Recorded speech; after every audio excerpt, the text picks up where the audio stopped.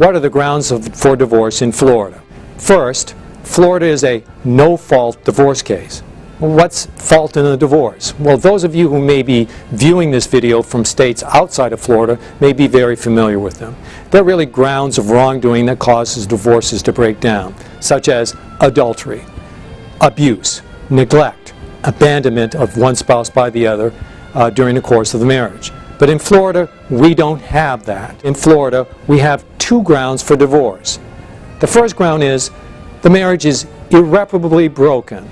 Really what that means is that during the course of the marriage, differences arose between the two spouses. They tried to fix them if they could. Nevertheless, the differences became larger and larger and more difficult to deal with, and finally the marriage broke down and was irreparably damaged. The second ground for divorce in Florida is a little more specific. That is mental incapacity. To qualify for that grounds of divorce, one of the spouses must be declared by a court in Florida to be mentally incompetent. Now, this is not a favored ground for divorce in Florida because of the fallout from it. If you are declared mentally incompetent during a divorce, your divorce is put on hold for 3 years. If you're declared mentally incompetent before a divorce starts, you have to wait 3 years before you commence. So there's a real ramification here if you're declared mentally incompetent. Why would anyone do it?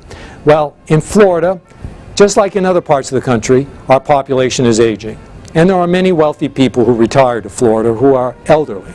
Well, if someone's mentally incompetent and you can stave off the divorce for 3 years by having your spouse be declared mentally incompetent. That gives you, as the other spouse, the benefit of all the assets and all the passive income you may be obtaining from the assets as a result of your other spouse's efforts during the marriage. So yes, there's an incentive in some cases for a mental incompetency ground to be raised.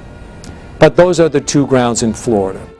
Now, always remember that even with something as simple as the grounds for a divorce, divorce is still a very fundamentally important issue in your life, and hopefully it's the only time it will occur.